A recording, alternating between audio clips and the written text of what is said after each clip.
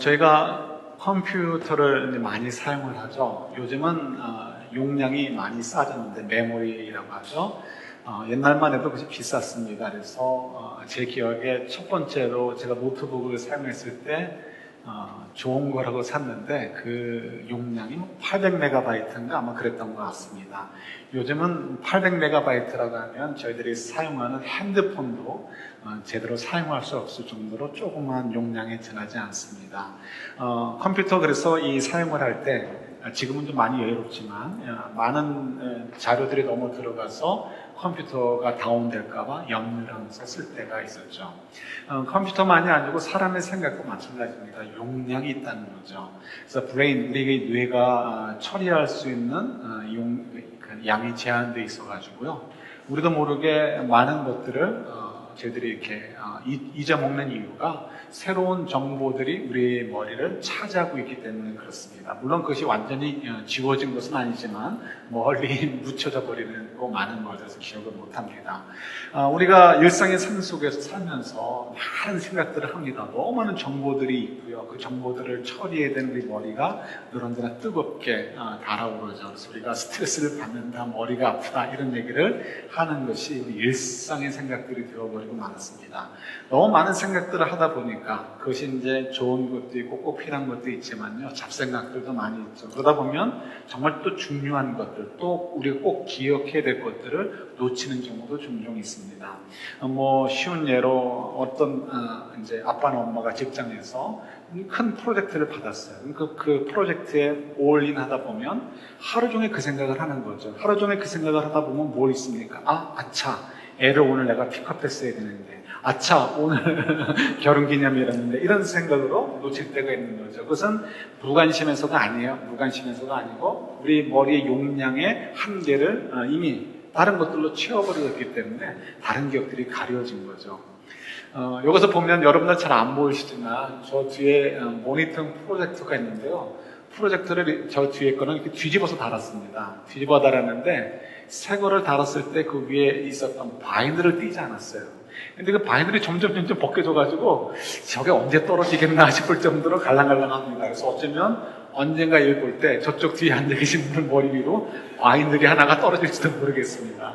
근데 만약 저걸 신경을 안 쓸 때는 생각도 하지 않는데 올 때마다 저게 신경 쓰이면 어떻게 될까요? 그 다음에는 저게 생각이 빠져가지고 찬양해도 가사가 귀에 들어오지도 않고 설교도 들어오지도 않고 누가 기도해도 이게 떨어질까 안 떨어질까 그 생각만 하느냐고 다른 것이 아무것도 들어오지 않겠죠. 이런 것이 우리 머리의 용량의 한계다라고 얘기를 하는 것입니다. 그것이 지금 오늘 보는 본문의 4절에 나오는 말씀입니다. 4절에 보면 하나님께서 호세아를 통해서 말씀하시는데 이 이스라엘 백성들아, 너희들이 지금 한마디로 뭐라고요? 음란한 생각이 너희들 속에 가득 차서 나를 알지 못한다라고 말씀하십니다. 제가 다시 한번 읽어드리면 음란한 마음이 그 속에 있어 여호와를 알지 못하는 까닭이라. 그래서 그들이 하나님께 가까이 가지 못하고 하나님 기뻐하시는 삶을 살지 못하는 이유가 거기에 있다라고 말씀하고 계시는 거죠. 우리는 생각할 때 음란한 마음, 그런 이상한 거 생각할 수 있습니다. 바알을 숨기고 절간에 가가지고 목탁을 두드리고 이런 것이 음란한 생각이라고 할지 모르겠는데 그것이 아니고 우리가 일상적으로 생각하는 것 가운데 상당 부분이 음란한 생각이다라는 것을 기억을 하셔야 됩니다. 왜일까요? 끝에도 잠깐 말씀드리겠지만 한번 우리가 이 기도를 가지고 한번 더 생각해 봤으면 좋겠습니다. 기도를 자꾸 강조하는 이유는 기도는 결국 우리의 신앙과 아주 가장 밀접해 있기 때문에 그렇습니다. 늘 언제나 우리가 기도하잖아요. 근데 우리가 기도를 하면서 늘 불안한 마음이 있습니다. 불안한 마음은 뭘까요? 하나님 내 기도를 안 들어주실까 봐 불안합니다. 하나님께서 내 기도를 안 들어주실까 불안한 이유는 어디 있습니까? 하나님이 나를 정말 사랑해 주신다, 나를 책임져 주신다는 그 신뢰가 없기 때문에 그렇죠. 만약 하나님의 사랑을 내가 믿고 하나님이 정말 나를 인도해 주신다라는 것을 신뢰한다면 왜 걱정이 되겠습니까? 그럼 사실 기도의 내용부터 바뀌게 되는 거죠. 근데 우리가 기도하면서 무엇 때문에 불안한 거죠? 내가 원하는 것이 있어요. 이건 꼭 이렇게 됐으면 좋겠다라고 바라는 것이 있습니다. 그런데 이상하게도 하나님께서 인도하실 때는 그렇지 않은 부분들이 너무 많이 있단 말이에요. 그러다 보니까 처음에는 내가 기도가 부족해서 그런가 해서 더 많은 시간을 기도하고 저 같은 경우는 어렸을 때 하늘산 기도원을 몇 번 갔다 그랬잖아요. 그래서 밤에 어른들 따라서 산에 들어가서 소나무 하나 뿌리 뽑으면 되는 줄 알고, 그때 그 기억이 납니다. 얼마나 친절하게 저를 도와주셨는지. 제가 혼자 갔었는데 전혀 모르는 분들이거든요. 그분들이 도와줬던 기억이 납니다. 그렇게라도 하면 될 줄 알았는데 그것도 안 되는 것을 우리가 발견하게 되는 거죠. 그럴 때 하나님이 살아계시지 않는가, 아니면 내 기도가 문제인가, 나는 신앙생활 재미없어, 이렇게 돼버립니다. 그래서 불안해요. 근데 여러분, 우리가 참 이렇게 지혜롭게 생각할 필요가 있습니다. 내가 기도할 때 무엇을 가지고 기도하냐는 생각하게 되는 거예요. 욕심 뭐 이런 거 얘기하는 것을 단순히 얘기하는 게 아니고요. 나는 지금 하나님을 신뢰하기보다는 나를 신뢰하고 싶은 거예요. 내가 원하는 대로 이렇게 됐으면 좋겠어요. 그 다음에는 난 아동 케어예요. 생각이 없고 상관이 없어요. 하나님이 어떤 계획이 있고 어떻게 나를 인도하실 것지도 나는 관심이 없어요. 나의 생각은 뭐만 있는 거예요? 내가 원하는 대로 이렇게 됐으면 좋겠다. 그래서 우리가 그걸 가지고 열심히 기도합니다. 그러니까 우리가 기도하면서도 불안하고요. 혹시라도 하나님께서 다르게 인도하실까봐 늘 언제나 그것이 저희들의 근심이 되어버리게 되죠. 그래서 우리 기도는 항상 내 마음을 토로하는 것이지, 하나님의 뜻을 들으려고 하는 것은 우리들이 참 거리가 멀게 느껴지는 것 같아요. 이런 것들이 다 뭐다? 음란이라고 얘기하는 거예요. 음란. 기도의 시간도 그래서 음란의 시간이 될 수 있습니다. 하나님의 뜻을 찾기보다는 내 생각을 가지고 하나님을 움직이려고 할 때 그건 뭐예요? 그 음란한 생각이다라고 성경이 얘기하고 있는 거예요. 나중에 또 한 번 얘기하도록 하겠습니다. 그래서 우리가 기도조차도 우리 마음대로 하나님을 의지하고 하나님을 신뢰하고 하나님의 뜻을 찾기보다는 내 마음대로 하고 싶으려고 할 때, 그때 뭐예요? 나를 숭배하는 것이 되고, 그것이 곧 우상 숭배가 되는 거죠. 그래서 결국 거기서 음란의 시간이 될 수 있다는 것을 기원하시는 거예요. 그래서 기도라는 것은 참 어려워요. 어렵고, 그러나 그 기도의 시간을 잘 우리가 활용하게 되어지면 우리의 참된 평안을 누릴 수 있고, 기쁨을 누릴 수 있고, 구원을 경험하게 되는 거죠. 그러나 여전히 내 욕심을 가지고 하나님이 내 걸 안 들어주면 어떻게 되나, 그것만 가지고 씨름하게 되어진다면 나는 하나님의 은성과 하나님의 인도하심을 보지 못하게 되고, 하나님의 사랑도 느끼지 못하고, 그래서 나는 하나님을 신뢰할 수 없게 되어지고, 그래서 결국은 음란한 생각으로 가득 차서, 내 생각으로 가득 차서 살다가 결국 하나님으로부터 이제 버림을 받게 되는 거죠. 그래서 5절 6절에도 보면 참 이렇게 무서운 얘기들이 나옵니다. 너희가 죄에 걸려서 넘어질 것이다. 너희 변하지 않으면 걸려 넘어질 거라는 거예요. 그리고 너희들이 아무리 많은 양떼와 소떼를, 많은 열심을 가지고 하나님께 나와서 예배를 드린다라고 하고 하나님께 제물을 드린다고 해도 하나님께서 그것을 받지 않으실 것이고 너희들은 만나지 못할 것이다라고 하나님께서 말씀하신 것을 보게 됩니다. 그만큼 무섭다라는 거죠. 근데 우리가 여기서 또 의문을 가질 수 있습니다. 이건 하나님의 원리와 맞지 않는 것 같아요. 우리에게도 70번에 7번씩 용서해 주라고 하시는데 왜 하나님은 용서해 주지 않으시는가? 70번에 7번이라는 것은 무한대죠. 그리고 또 이 호세아만을 가지고도 그래요. 호세아서를 보면 하나님께서 호세아 선지자에게 말씀하신 게 뭐예요? 너는 음란한 여인과 결혼하라는 거예요. 음란한 여인과 결혼하라. 그리고 또 음란한 여인이 또 음란길을 이기지 못해서 다른 남자의 품으로 가게 되면 그 남자에게 돈을 주고 페이해서라도 다시 그 여인을 찾아와서 데리고 살라라고 말씀을 주셨단 말이에요. 그건 호세아에게만 개인적으로 주신 말씀이 아니고 일종의 설교죠. 그래서 이스라엘 백성들에게 하나님 주시는 메시지를 담고 있습니다. 그게 뭐예요? 하나님께서 그렇게 음란한 여인을 이렇게 품어주고 용서하고 안아주라고 호세아에게 말씀하시는 것, 그걸 통해서 하나님께서 너희들을 향한 나의 마음이 그것이다라는 것을 표현하고 싶으신 거예요. 그런데 어떻게 여기서 5절 6절에서는 하나님이 그들을 떠나시고 다시 만나지 않으실 것이다라고 얘기하실까? 이 얘기는 영원히 관계를 끊어버리겠다는 것이 아니죠. 마치 남녀가 사귀다가 싸웠어요. 난 다시는 안 볼 거야. 이렇게 헤어졌지만 결국 그들의 마음은 어떻습니까? 서로를 향해서 더 강렬한 것처럼 사실 그걸 얘기해 줍니다.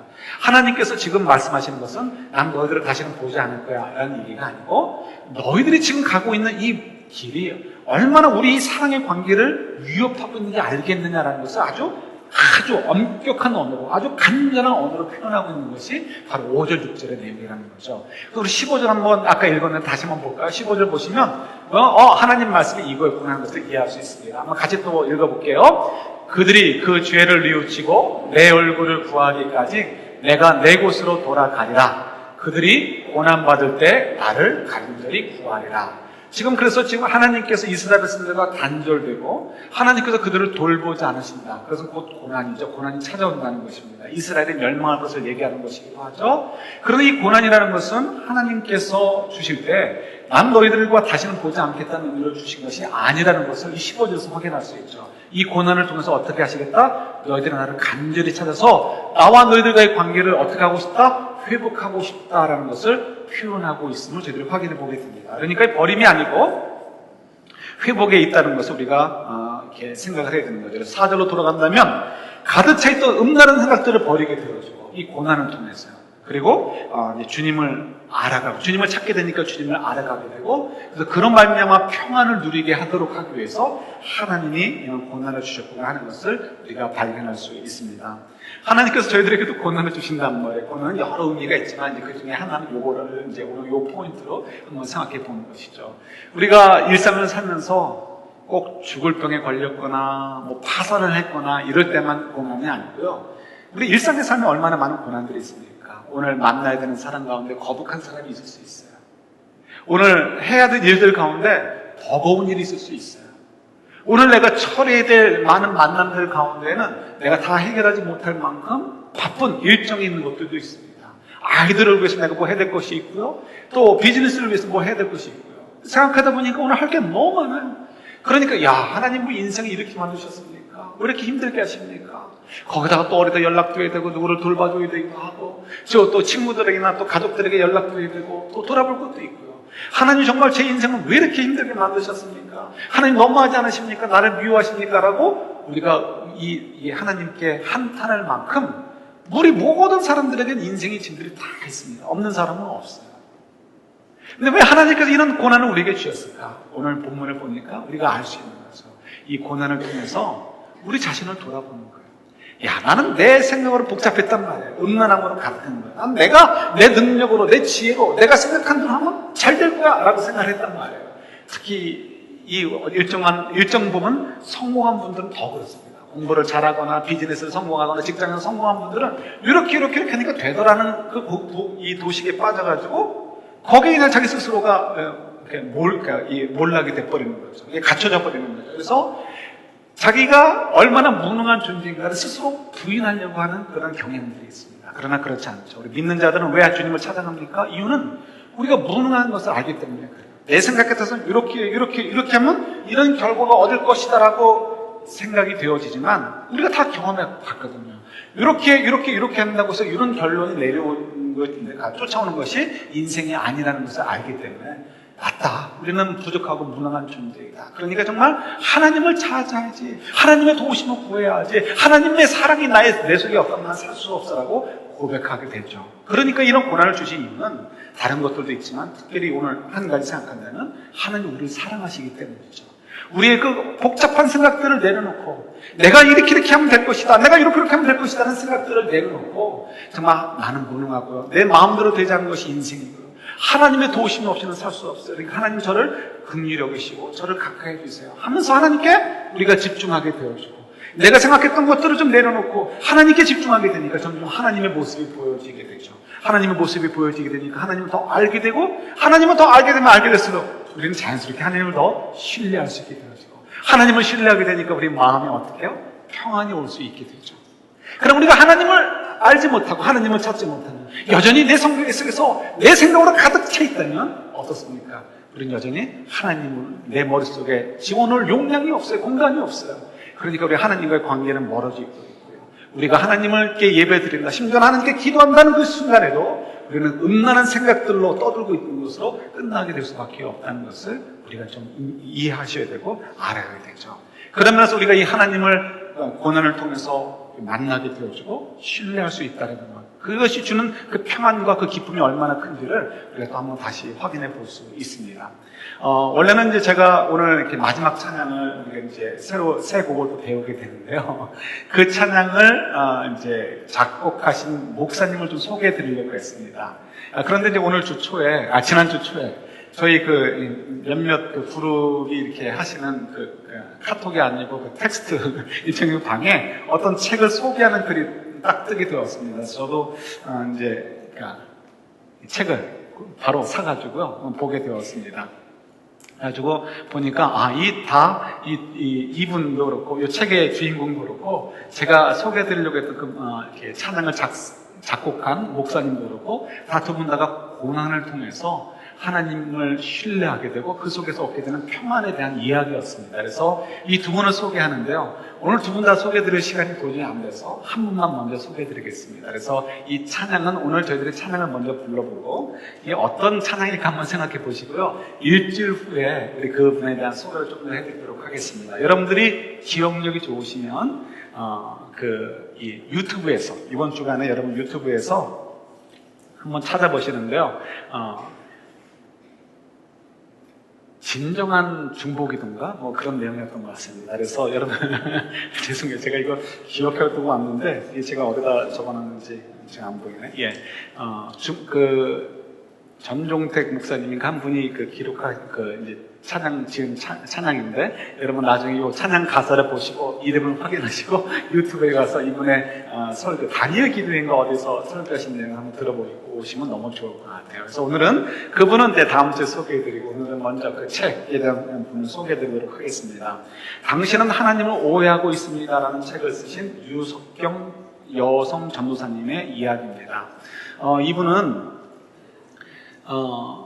이렇게 머리가 굉장히 똑똑하신 분이었던 것 같습니다. 그래서 사법고시도 1차를 합격하고 2차를 준비하는데 시험 보기 며칠 전에 아버님이 돌아가셨습니다. 그래서 아마 굉장히 커다란 회의가 왔었던 것 같아요. 그래서 공부하면서 중단하고 어떻게 하면 이제 인생을 좀 더 가치 있게 살까 고민을 했던 것 같습니다. 그래서 그냥 직장을 얻게 되었습니다. 직장이 굉장히 좋은 직장이라 즐겼고요. 또 직장에서도 좀 굉장히 좋은 성과를 냈던 것 같습니다. 그러다가 이분이 워낙 신앙이 좋으니까 이왕이면 내가 잠깐 스탑하고 돈 많이 벌었으니까 돈 버는 거 좀 스탑하고 하나님을 좀 더 집중해서 좀 묵상해보자 이런 마음이 들어서 신학교를 가게 되었습니다. 머리가 똑똑하니까 미국으로 다른 유학으로 와서 시카고에 있는 트리니티 신학교를 에서 공부하시게 되었습니다. 그리고는 이제 MDB 과정이기 때문에 목회학 석사 과정이기 때문에 마지막에 인턴십이 있습니다. 그래서 인턴십을 위해서 교회에서 봉사를 해야 되는데 이왕이면 내가 잘한 교회에서 인턴십을 하자 해서 한국으로 들어오게 되었습니다.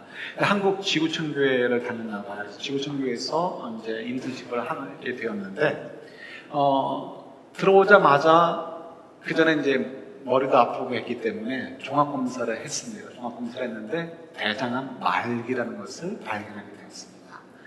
의사 하는 얘기가 당신은 길게 살아야 1년 삽니다라는 얘기를 듣게 되었고요. 그러면서도 빨리 당장 수술을 해야 된다고 경고를 들었습니다. 왜냐하면 이 암이 점점 커지게 되면 위벽과 붙어버려가지고 그래서 고통이 극심하게 될 것이기 때문에 당장 수술을 해야 된다라고 얘기를 듣게 되었습니다. 이분이 이제 생각을 해보았습니다. 많이 살아야 1년 살 수밖에 없는데 그동안 내가 수술받고 회복하고 키모테라피 받고 이러면서 1년을 보내는 것이 좋은가? 아니면 그런 거 다 생략하고 1년 동안 내가 고통은 있을지라도 주를 위해서 그 시간을 더 쏟아부을 것인가 라고 고민하게 되었고요. 결국은 이제 후자를 택해서 의사가 얘기하는 대로 하지 않고 치료를 받지 않고 1년 동안 그냥 하나님께 쏟아붓기로 결정을 내렸습니다. 그런 정말 열심히 말씀도 전하고 다니고 하였는데 대신 그 고통의 대가는 굉장히 심했던 거죠. 그러면서 이제 그분이 하는 얘기가 있습니다. 제가 좀 조금만 소개해 드릴게요. 나는 하나님을 원망해 본 적이 단 한 번도 없다. 내가 왜 암에 걸렸는지 묻지도 않았다. 왜냐하면 나는 하나님을 이해하려고 하지 않기 때문이다. 괜히 신앙이 없는 것처럼 보이지만 그렇지 않죠? 이해할 수 있다면 하나님은 이미 신이 아니다. 나는 하나님을 이해하려고 하지 않고 그저 신뢰한다. 우리는 하나님의 피조물이다. 따라서 우리가 해야 할 일은 하나님을 이해하는 것이 아니라 신뢰하는 것이다. 나는 하나님이 내게 가장 좋은 것을 주신다는 사실을 신뢰한다. 그 사실을 믿어 의심치 않는다. 이해되시죠? 네. 그 암이라는 고난을 통해서 이분이 이런 고백을 하게 됩니다. 고백을 하는데 이분이 저절로 이렇게 신앙이 되는 게 아니죠. 신앙이 워낙 좋아가지고 젊었을 때부터 열심히 신앙생활을 했습니다. 그런데 자기 표현으로 90 몇 프로, 8%인가는 다 하나님께 내려놓을 수 있었는데 내려놓지 못하는 부분이 1%인가 1, 2%가 있다라고 얘기를 합니다. 제가 볼 때는 계산을 잘못한 것 같아요. 1, 2%가 아니고 한 1, 20%는 될 거야 아마. 모든 사람들, 저희들은 아무리 신앙이 좋아도 주님께 내려놓지 못하는 부분이 있습니다. 그 부분은 정말 우리들을 힘들게 하는 부분이죠. 어떤 것들은 감정이 될 수도 있습니다. 어떤 것들은 자존심이 될 수도 있습니다. 자존심. 이거 우리 내려놓기 참 힘들잖아요. 어떤 부분은 이건 좀 오히려 좀 쉽게 드러나는 부분이지만 너무 돈을 의지하려고 하는 그것도 포함이 될 수 있고요. 요즘 같은 경우는 자녀들이 또 우리가 내려놓지 못할 부분이 될 수 있습니다. 신종 우상들이 많이 자꾸 생기는 거죠. 그전에는 돈이 우상이었는데 요즘은 돈만이 아니고 우리 자존심이 될 수도 있고 건강이 될 수도 있고 특별히 우리 자녀들이 될 수도 있는 그런 순간들이 있는 거죠. 그런 게 인생들을 저희들이 살고 있습니다. 이분에게 이 전도사님에게 1, 2%가 뭐가 될지는 모르겠지만 어쨌든 간에 그런 부분이 있었다고 합니다. 근데 그걸 아무리 애를 써도 내려놓지 못했다는 거예요. 기도도 그렇게 많이 해도 내려놓지 못했대요. 그런데 암에 걸려서 너 1년 안에 죽는다라는 얘기를 딱 듣게 되니까 그 순간 자기가 내려놓지 못했던 1, 2%를 쉽게 내려놓을 수 있었다라고 얘기를 합니다. 그 순간 뭐가 보여? 하나님이 더 보이게 되어지고 100% 하나님을 신뢰할 수 있게 되었다라고 고백을 합니다. 1, 2% 내려놓지 못하는 이유는 뭐예요? 그만큼 하나님은 나는 신뢰하지 못하는 부분이 있다는 것을 얘기하죠. 그런데 내가 아무리 애를 써도 이건 더 이상 내가 미래를 기약할 수도 없고 내가 좀 열심히 애를 쓰고 또 노력을 한다면 이만큼은 성취할 수 있을 거라고 생각하는, 내가 극복할 수 있을 거라고 생각하는 부분이 이제는 다 없어져 버린 거 아니에요. 죽음이 앞에 있으니까. 그러니까 철저하게 나의 무능함을 고백하게 되고 나는 그러니까 누구만 의지할 수 있어요? 하나님만 의지할 수밖에 없죠. 내가 빈자라는 것을 보게 되니까 나를 채우기 위해서 우리 본능적으로 하나님을 찾게 되고 하나님을 주목하게 되어지니까 내 머리가 비워지니까 하나님이 내 머릿속으로 침입이 되어지고 그러니까 하나님을 더 알게 되어지고 하나님이 정말 나를 이렇게 사랑하시는가, 하나님 정말 챙겨주시구나 하면서 그 능력을 우리가 보게 되고 그 신실하심을 보게 되어지고 그 선하심을 보게 되어지니까 어떻습니까? 자연스럽게 우리가 100% 하나님을 신뢰하는 쪽으로 우리가 달려갈 수 있게 되는 거죠. 그러면서 이분이 이제 한 가지 말씀을 가지고 자기가 이해하지 못했던 부분을 이해하게 되었다라고 얘기를 합니다. 그 말씀이 어디냐면 이사야서 38장에 있는 말씀입니다. 한번 보시겠습니까? 이사야서 38장 17절 말씀입니다. 이사야서 38장 17절 말씀.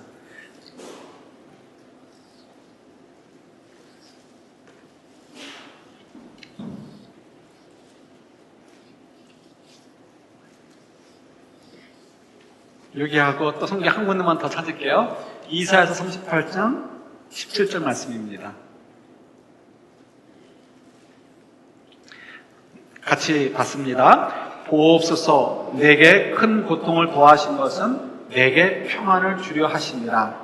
주께서 내 영혼을 사랑하사 멸망의 구덩이에서 건지셨고 내 모든 죄를 주의 등 위에 던지셨나이다. 아멘. 내게 큰 고통을 더하신 것은 뭘 주시기 위함이라고요? 내게 평안을 주기 위해서, 내게 유익을 주시기 위해서 우리에게 고난을 주셨다는 거죠. 큰 고통을 주셨다는 거. 이 고통을 통해서 주님을 찾으니까 우리가 이 죄로부터 자유함을 얻을 수 있고, 그래서 주님께서 우리 죄를 등 뒤로 던지셨다라고 표현하고 있는 것을 보게 되고요. 멸망의 구덩이에서 건지셨다라고 고백하는 것을 보게 됩니다.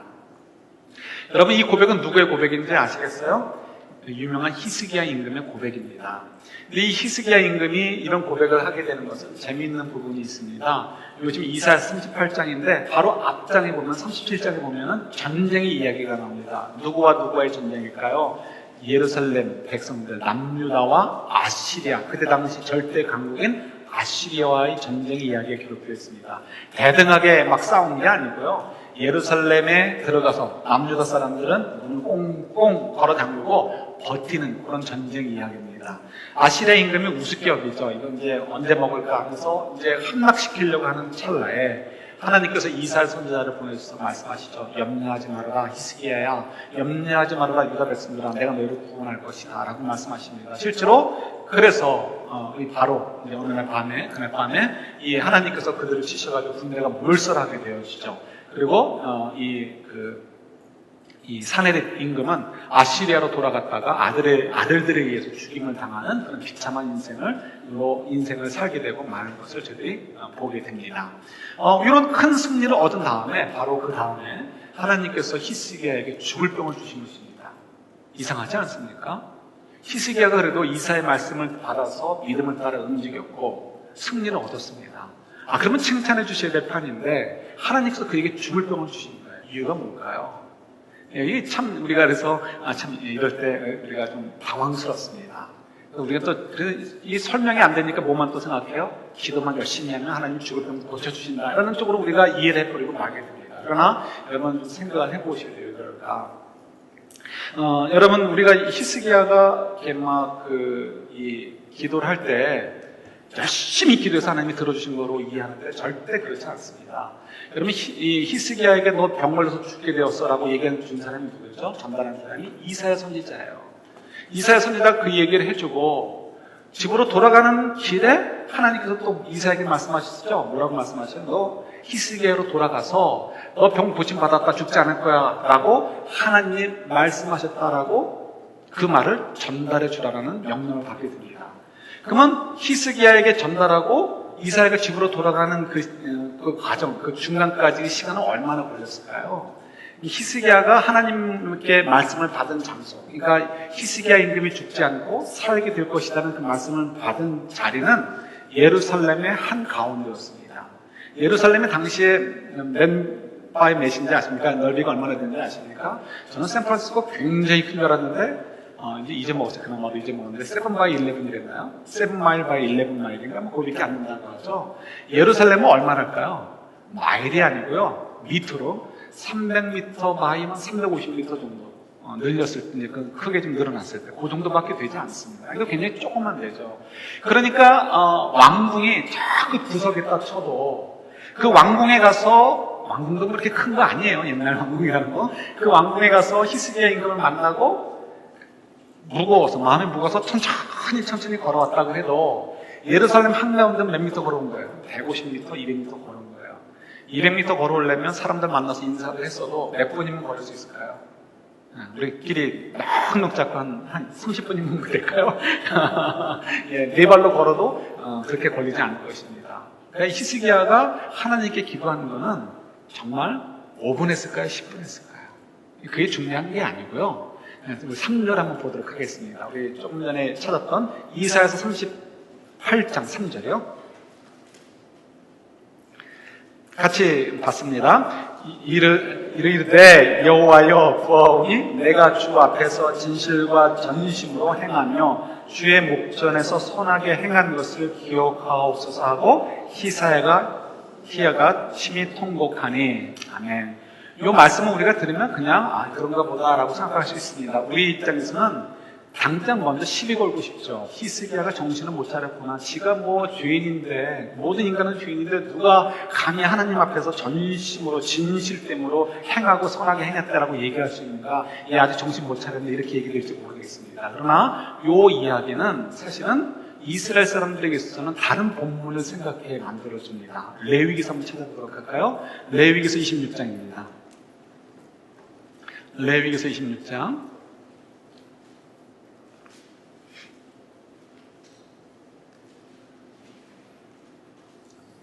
레위기서 26장 3절부터 12절인데요. 다 읽지 않고요. 3절하고 9절부터 12절까지만 읽도록 하겠습니다. 레위기서 26장 3절부터 12절까지입니다. 3절 먼저 읽습니다. 같이 봤습니다. 너희가 내 규례와 계명을 준행하면 그 4, 5, 6, 7, 8 다 내가 어떻게 돕고 어떻게 너희들을 케어하고 어떻게 책임져 줄 것이라는 말씀이 기록되어 있고요. 9절, 10절, 11, 12절을 같이 봤습니다. 내가 너희를 돌보아 너희를 번성하게 하고 너희를 창대하게 할 것이며 내가 너희와 함께한 내 언약을 이행하리라. 너희는 오래 두었던 묵은 곡식을 먹다가 새 곡식으로 말미암아 묵은 곡식을 치우게 될 것이며 내가 내 손막을 너희 중에 세우리니 내 마음이 너희를 싫어하지 아니할 것이며 나는 너희 중에 행하여 너희의 하나님이 되고 너희는 내 백성이 될 것이니라. 아멘. 그러니까 지금 요 말씀을, 물론 요 레위기서만 있는 것이 아니고요. 신명기서에도 또 이렇게 이런저런 모양으로 기록되어 있고, 이런 말씀들로 기록되어 있습니다. 그래서 한마디로 얘기한다면, 너희가 전심으로 나를 사랑하고 나의 말씀을 순종하면 어떻게 하시겠다? 내가 너희를 책임져서 너희는 나의 백성이 되고, 그러니까 내가 너희들을 책임지겠다는 거죠. 나는 너희들의 하나님이 되겠다라고 말씀하신 거예요. 그러니까 지금 이 히스기야가 아까 이사야서 38장 손들에서 한 고백은 나 이만큼 깨끗합니다, 나 이만큼 잘났습니다, 이런 얘기하는 것이 아니고 사실상은 뭘 얘기하는 거예요? 레위기서에서 약속한 대로 내가 그래도 실수는 많이 하고 했지만 그러나 내 마음은 하나님을 향해 있었습니다, 하나님을 향해서 내가 전심을 쏟으려고 애썼습니다라는 그런 고백이 되어지고요. 그야말로 하나님께서 얘기하신 대로 너희가 나의 계명을 지키면 이라는 것을 기억나게 하신 말씀이에요. 그러니까 그 다음에 하나님께서 어떻게 해요? 바로 이 말씀에서 시비 걸지 않습니다. 네가 뭘 잘났어 이렇게 하나님께서 딴지 걸시지도 않고 고발하지도 않으시고 바로 그의 병을 고쳐주십니다. 그 짧게 얘기한다면 어쩌면 5분이면 끝날 수 만한 일이고요, 길게 얘기해봐야 30분 안에 끝나는 이야기입니다. 금방 끝나버리고 마는 거죠. 그 이야기를 통해서 뭘 보여주는 거예요? 히스기야가 간절히 기도했더니 하나님께서 들어주셨다, 이런 얘기를 하고 싶으신 것이 아니고요, 요 레위기 우리가 찾았던 읽은 그 말씀을 다시금 히스기야를 비롯해서 이스라엘 백성들에게 상기하도록 하게 하시는 일종의 또 다른 메시지 선포가 되는 거예요.